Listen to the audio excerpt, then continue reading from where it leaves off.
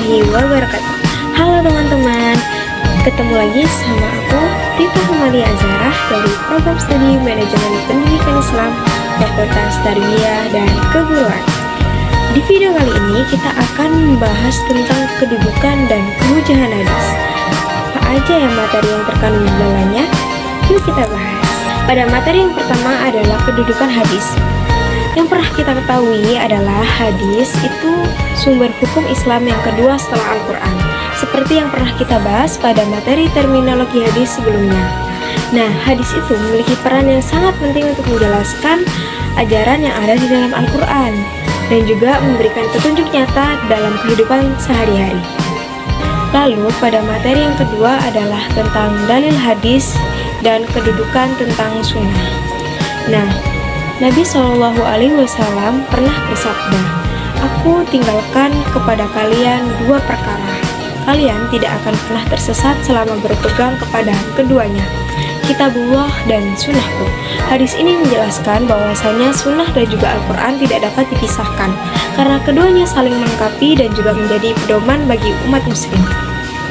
Lalu kita akan membahas tentang materi ijma sebagai landasan hukum. Ijma yaitu kesepakatan para ulama dalam menentukan hukum.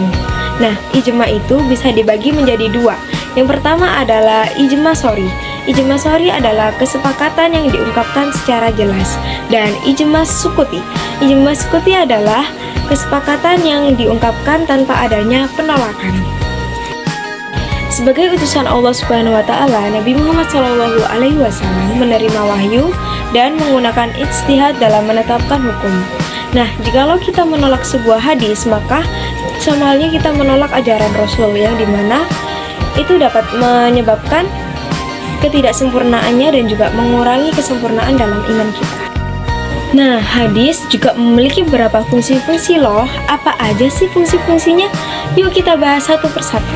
Yang pertama adalah bayan at-takrir. Nah, fungsi dari bayan at-takrir ini adalah menjelaskan perintah wudhu dan juga puasa dalam hadis secara lebih rinci.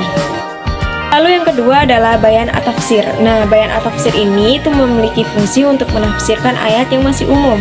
Contohnya adalah tata cara sholat yang tidak dijelaskan dalam Al-Quran. Lalu yang ketiga adalah bayan at-tashri. Nah, bayan at-tashri ini gunanya untuk menetapkan hukum yang baru. Misalnya perintah tentang zakat fitrah dan juga larangan menikahi dua saudara sekaligus. Lalu yang keempat adalah bayan an-nas. Bayan Anas ini berfungsi untuk menggantikan hukum sebelumnya agar sesuai dengan kondisi umat. Contohnya adalah perubahan arah kiblat. Lalu yang kelima adalah fungsi hadis sebagai pedoman moral dan juga akhlak. Hadis mengajarkan kepada kita cara berperilaku jujur, adil, dan juga memiliki kasih sayang. Nah, dari sinilah kita dapat meneladani akhlak Nabi dalam kehidupan sehari-hari. Jadi teman-teman, hadis itu memiliki kedudukan yang paling penting di dalam Islam. Ia bisa menjadi penjelas, pelengkap, sumber hukum, dan juga pedoman bagi umat Islam. Nah, dengan kita berpegang pada Al-Quran dan juga hadis, kita dapat menyelesaikan kehidupan sehari-hari sesuai dengan tuntutan Allah dan juga Rasul-Nya. Dengan inilah cara agar kita selalu berada pada jalan yang benar dan mendapatkan kebahagiaan di dunia dan juga di akhirat. Nah, sekian penjelasan dari aku. Wassalamualaikum warahmatullahi wabarakatuh.